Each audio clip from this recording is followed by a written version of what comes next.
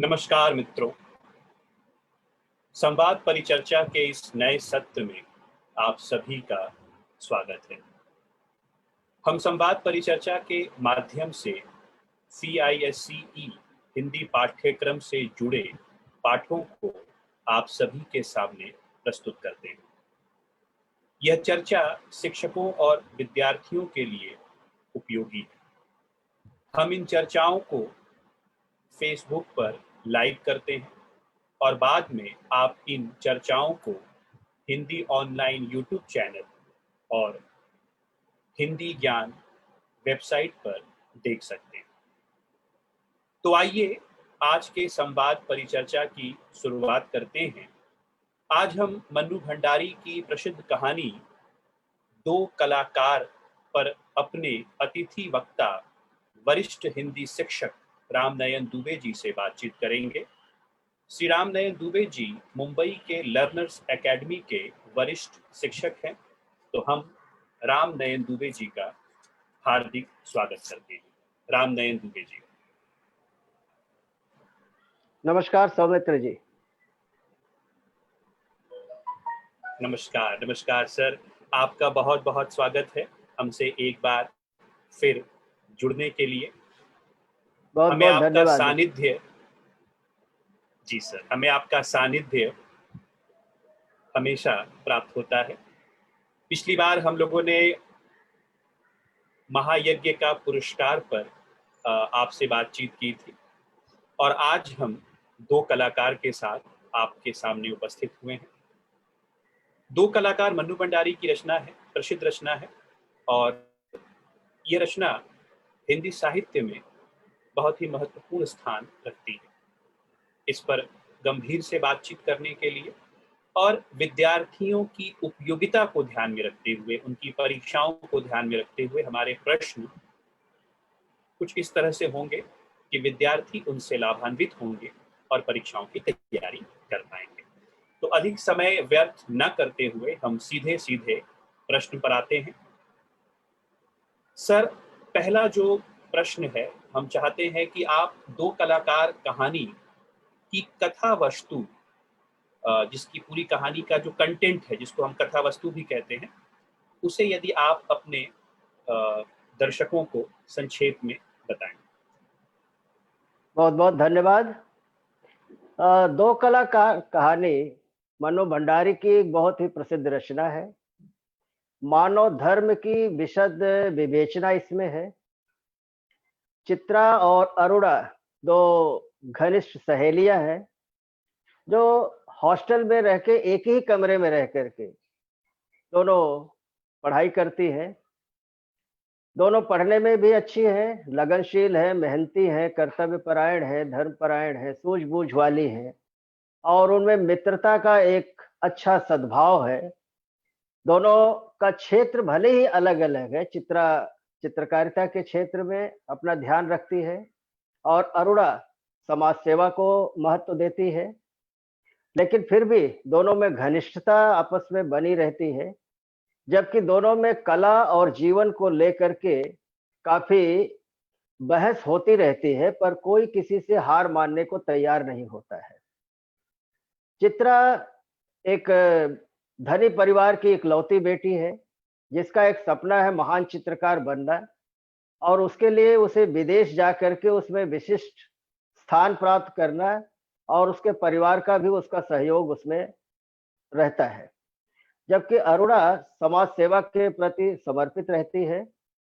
उसका मानना है कि मानव धर्म की जो विशेषता है वो परोपकार की भावना पर निर्भर करती है। इसलिए वो दीन दुखियों, गरीब, जरूरतमंद, असहाय, शोषित लोगों के बच्चों को पढ़ाने, उनको मदद करने और उनको एक नई जीवन दिशा देने, उनके जीवन स्तर को सुधारने में हमेशा लगी रहती है। और स्कूल ना होने के बाद भी वो खुले मैदान में पेड़ के नीचे उन्हें बैठाकर पढ़ाती है। चित्रा इस काम से थोड़ा भिन्न रहती है, अलग रहती है। उसका ध्यान केवल अपनी चित्रकारिता पर रहता है कि वो हमेशा अपने रंग और तूलिका को लेकर के कागज पर अपने चित्रों को उकेरने का अभ्यास करती रहती है। और जबकि अरुणा उसे समझाती है कि उसके पास सामर्थ्य है, साधन है, तो उसे कागज पर निर्जीव चित्रों को बनाने के बजाय उसे 2-4 जिंदगियों को बनाने की तरफ ध्यान देना चाहिए, जो अच्छा रहेगा। लेकिन चित्रा उसे अनसुना कर देती है और वो अपने उद्देश्य, अपने लक्ष्य प्राप्ति में जुटी रहती है। और ये अरुणा जो है वो समाज सेवा को लेके तत्पर रहती है। उसी बीच अचानक मूसलाधार वर्षा का समाचार अखबारों में आता है। कई दिनों से लगातार बारिश होती रहती है, रुकने का नाम नहीं लेती है। बाढ़ पीड़ितों की दशा बहुत खराब होने लगती है। इसलिए अरुणा जो है उनकी दशा को सुधारने के लिए चंदा इकट्ठा करने की कोशिश करती है, लग जाती है। और अरुणा इस काम में कई दिन उसके जाते हैं। चित्रा उसे समझाती है कि भई वो पढ़ने लिखने पे ध्यान नहीं देती है, उसकी परीक्षा करीब आ रही है। उसके परिवार के घर के लोग कहेंगे कि इतना सारा पानी उन्होंने बेटी पे खर्च करके पानी में बहा दिया। लेकिन अरुणा भी उसकी बातों पर ध्यान नहीं देती है और वह समाज सेवा करने के लिए जो एक स्वयं सेवक का दल जा रहा था, उनके साथ वो चली जाती है। 15 दिनों के बाद जब वो आती है तो उसकी हालत बड़ी खस्ता रहती है और उस समय घर पर हॉस्टल के कमरे में चित्रा नहीं रहती है, चित्रा कहीं गई रहती है। ये आके नहा धो करके, खा पी करके अपना लेट जाती है। तभी उसका ध्यान अचानक चित्रा द्वारा बनाए गए 3 चित्रों पर जाता है, जो उसने नए-नए बनाए थे, जो बाढ़ पीड़ित के संदर्भ में था, बाढ़ के संदर्भ में था, जिसको अरुणा अपनी आँखों से देख कर के आई थी।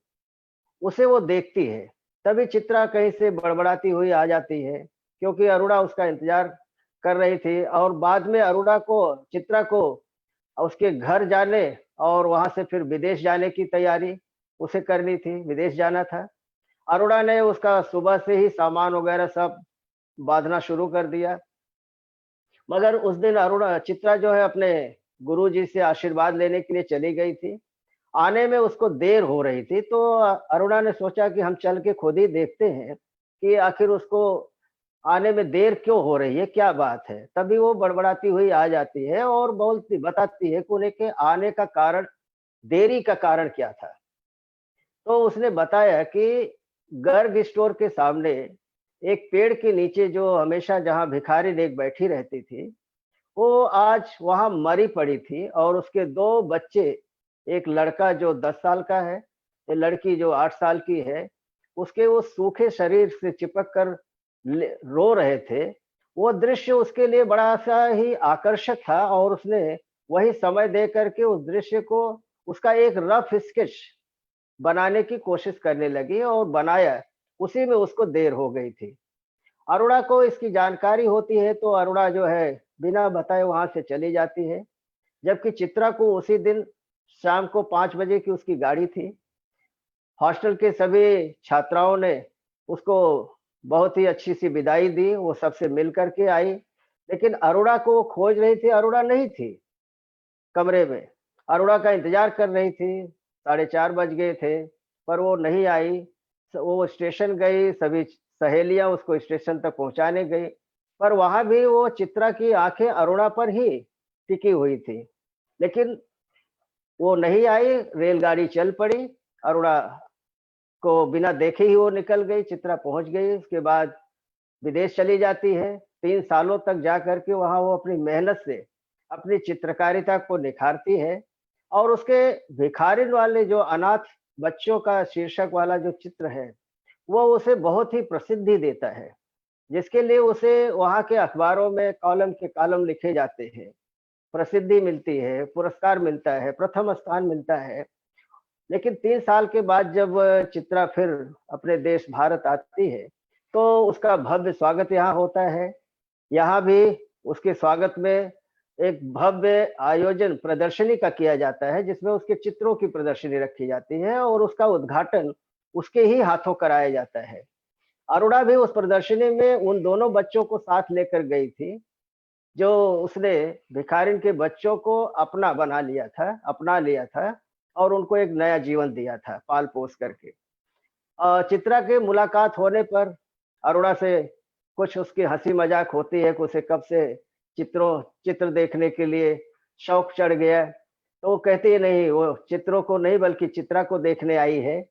बच्चों के बारे में पूछताछ होती है तो अरुणा उसको बड़ी गंभीरता के साथ ही कहती है कि मेरे ही बच्चे हैं और किसके बच्चे हैं। लेकिन चित्रा को संदेह होता है क्योंकि वो उसके बारे में सब कुछ जानती है। भले ही उसकी सगाई मनोज नाम के लड़के से हुई थी, लेकिन उस समय तो उसके पास इस तरह की कोई स्थिति नहीं थी कि बच्चे हों।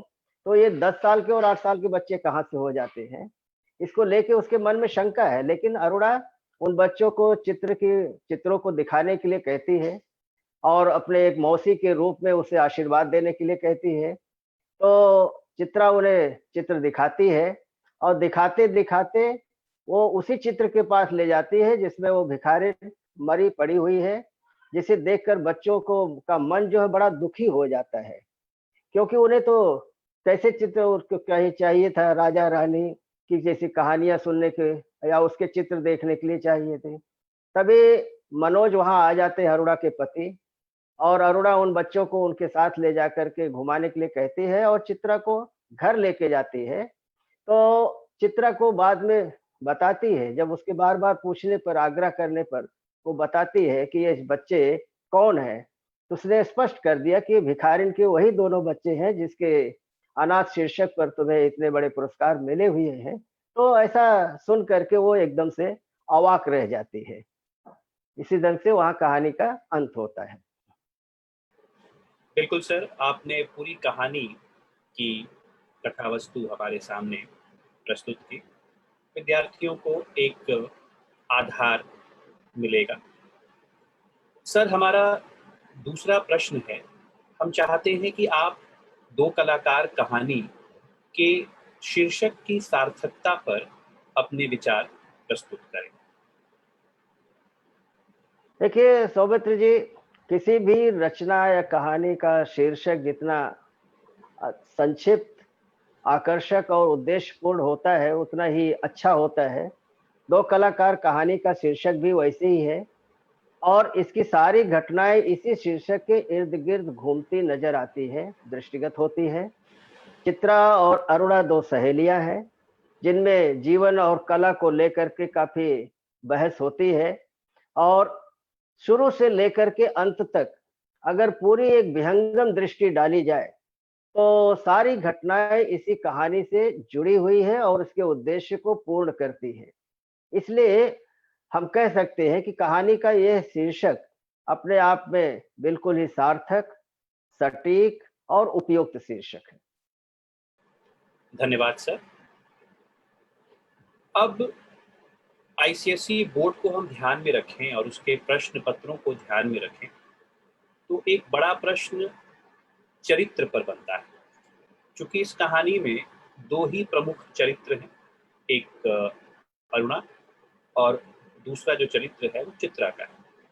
तो सर, हम जानना चाहेंगे कि दोनों चरित्रों की विशेषताएं क्या है और बच्चे परीक्षाओं की तैयारी करते वक्त दोनों पात्रों के चरित्रों के किस हिस्से को लिखें या उनकी लेखनी जो है वो किस तरह से हो, इस पर आपके क्या विचार हैं?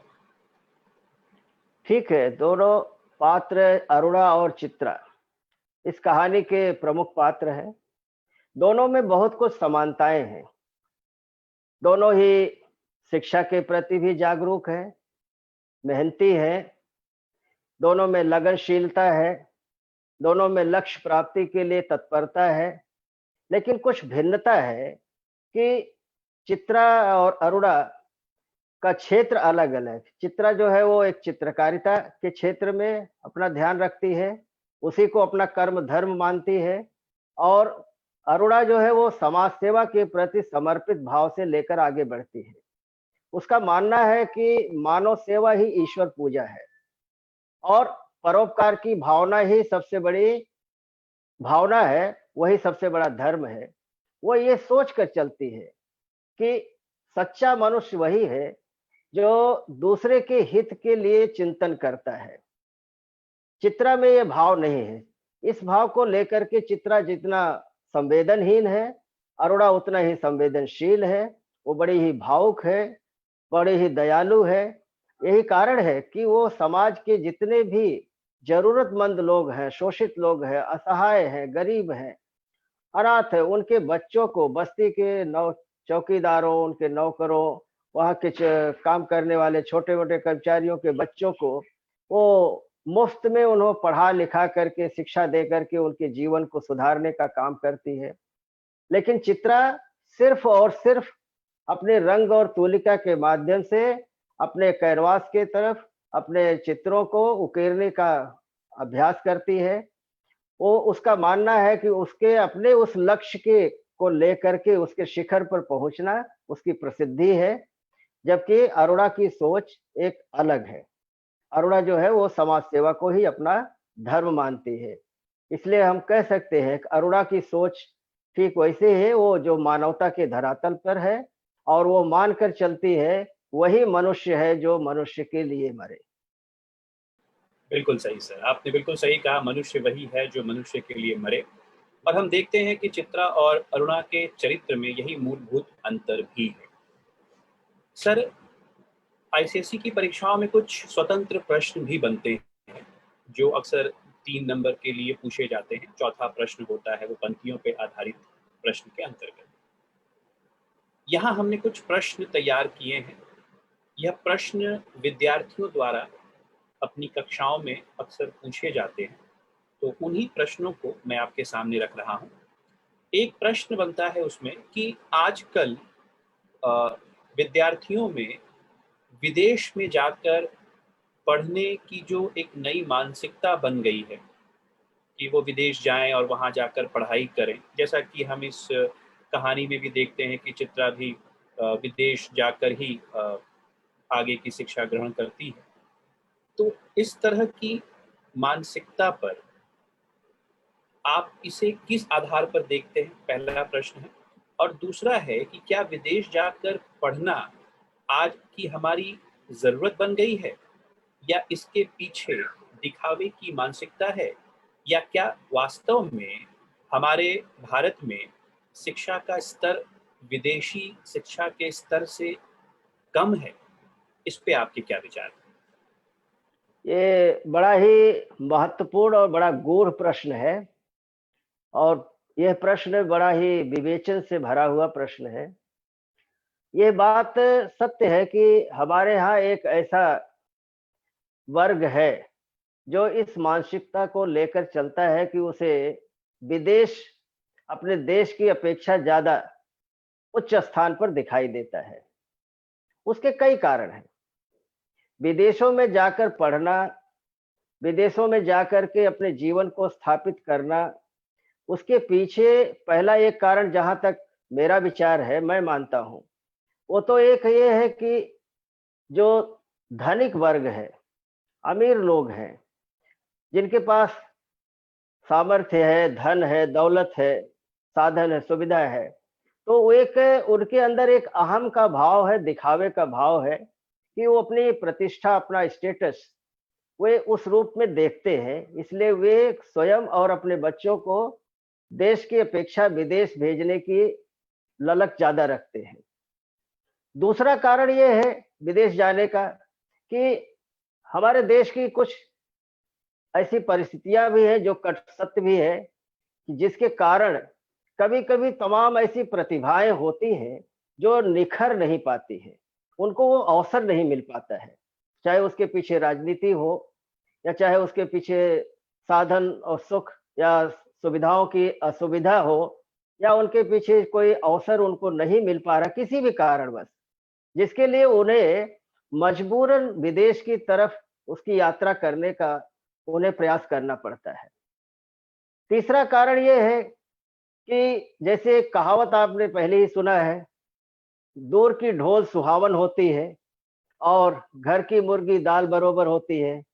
तो ऐसे में हम अपने देश और उसके परिवेश को उसको हीन मान करके और दूर की विदेश की बातों को ज़्यादा प्रभावशाली और उसको उच्च स्थान देते हुए हम अपने विचार में उस भाव को रखते हैं, जिसके कारण हम अपने बच्चों को या हमारे बच्चे जो है विदेश जाने के लिए तत्पर रहते हैं।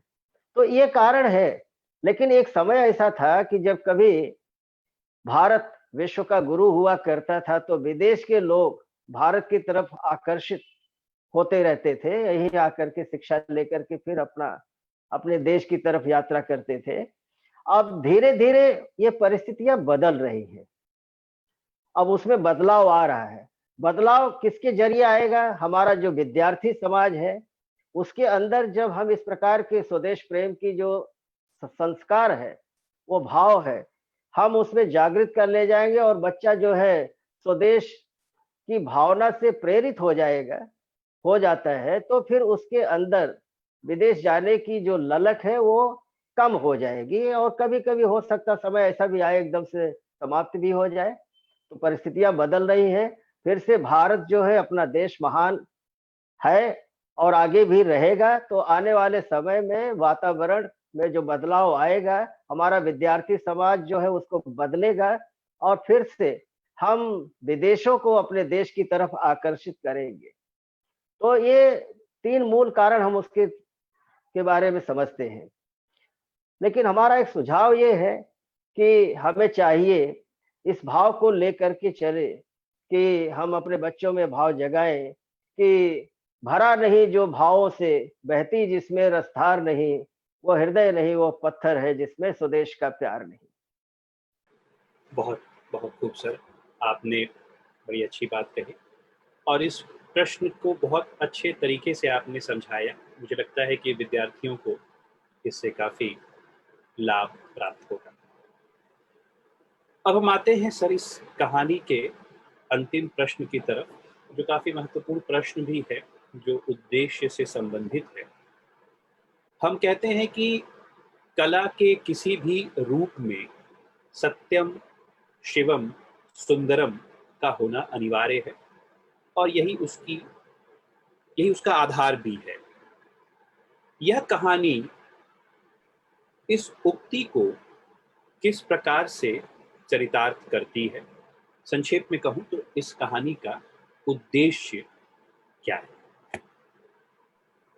ये तो बहुत ही महत्वपूर्ण प्रश्न है, विचारणीय प्रश्न है और कहानी का उद्देश्य भी इससे स्पष्ट हो ही जाता है।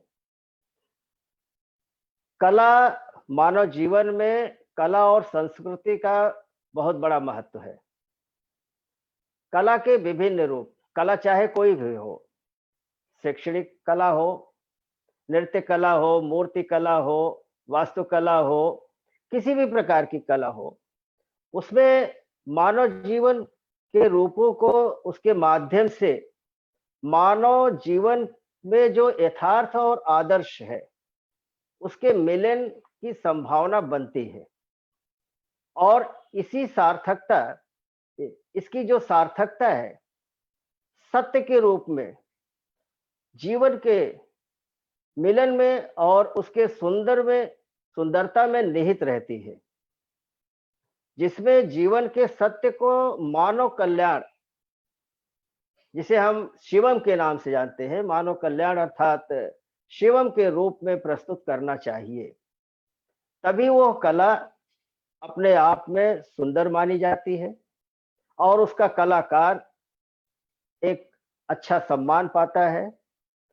आप यहाँ देखेंगे कि चित्रा ने भिखारिन के उन बच्चों के, जो भिखारिन मरी पड़ी है, उन बच्चों के चित्रों को उकेर कर, उसकी तस्वीर बनाकर जीवन के कटु सत्य को तो अभिव्यक्त कर दिया, लेकिन उन बच्चों की अनदेखी करके उसने कला के महत्वपूर्ण हिस्से अर्थात शिवम की जो भावना है उसकी अवहेलना कर दी। जबकि अरुणा ने उन्हीं बच्चों को अपना करके, उन्हें पाल पोस करके उनको एक अच्छा जीवन प्रदान करती है और उन्हें प्रदान किया। अतः ये कहा जा सकता है कि चित्रा अपनी चित्रकारिता में प्रसिद्धि तो पाती है, लेकिन अरुणा की अपेक्षा वो एक श्रेष्ठ कलाकार के रूप में प्रसिद्ध नहीं हो पाती है। तो अंत में अरुणा ही एक श्रेष्ठ कलाकार के रूप में स्थापित होती है। धन्यवाद सर, आपने बहुत स्पष्ट किया कि इस कहानी के आधार पर सत्यम शिवम सुंदरम, तो उसका जो कल्याणकारी रूप है उस कला का, वह अरुणा के पास ही सुरक्षित है। चित्रा बहुत ज्यादा प्रसिद्ध होती है, लेकिन वास्तविक कलाकार हम अरुणा को ही मानते हैं। हमारे कक्षाओं में आजकल के बच्चे इस प्रश्न को बहुत ही बेबाक तरीके से कहते हैं। वो कहते हैं कि चित्रा का प्रसिद्ध होना कला के क्षेत्र में वो कहीं से भी गलत नहीं है, अगर उसने उसके कल्याणकारी रूप का ध्यान नहीं रखा तो यह आजकल स्वीकार्य है। वहीं दूसरी तरफ अरुणा जो है, उसके जैसे असंख्य हमारे समाज सेवक हैं जो बिना सामने आए, बिना प्रसिद्धि प्राप्त किए अपने कार्यों में लगे हुए हैं और हम उन्हें जान भी नहीं पाते।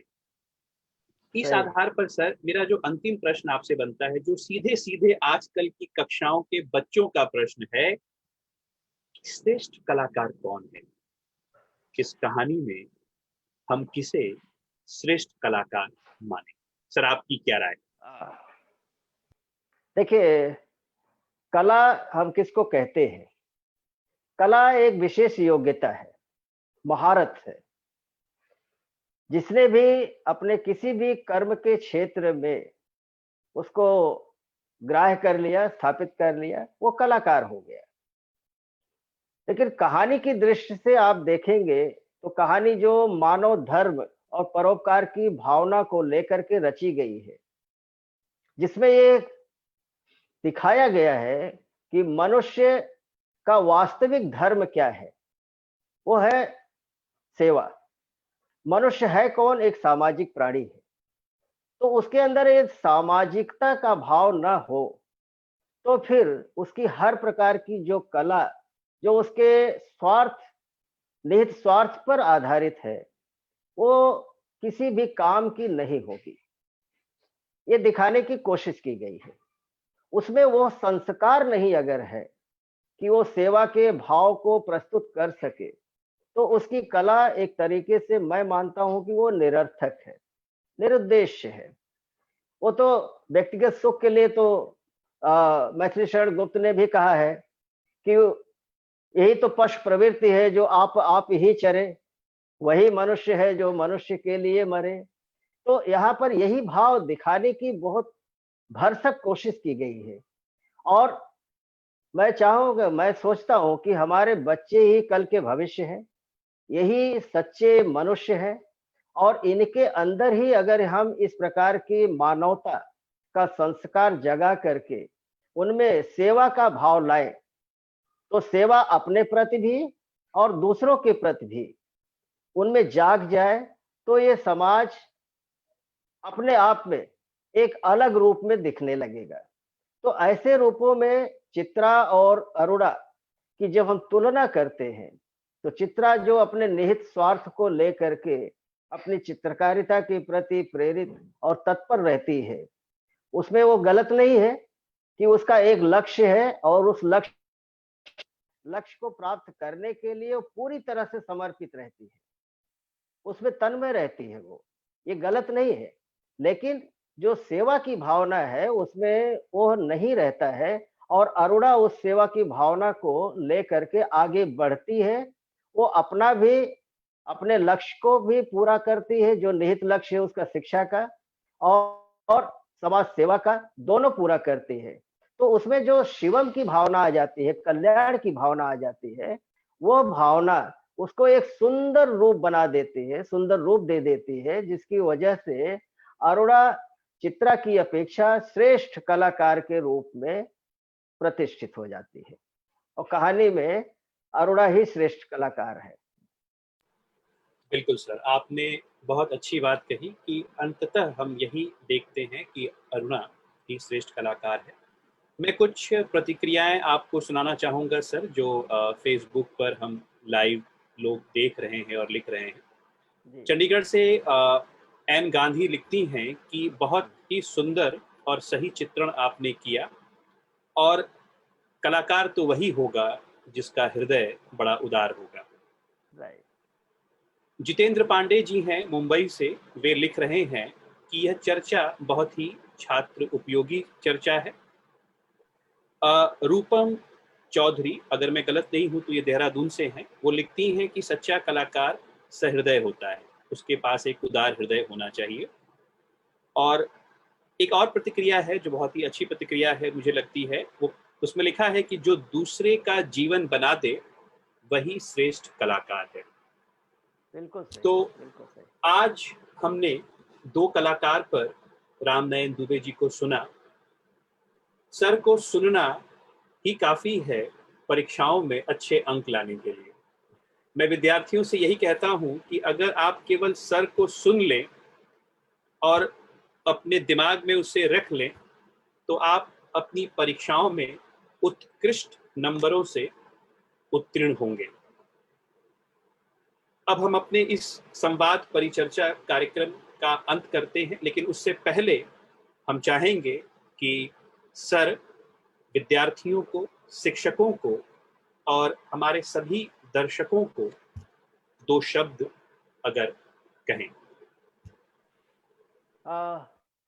मैं अपने सभी दर्शक श्रोता जो हमारे विद्वत समाज के लोग जुड़े हुए हैं उनसे और उनके विद्यार्थियों के प्रति, अपने विद्यार्थियों के लिए मेरा यही संदेश है कि हम सब जीवन के एक कलाकार हैं और हमें अपनी कला को मानवता के भाव से शिक्षित करते हुए आगे बढ़ना चाहिए।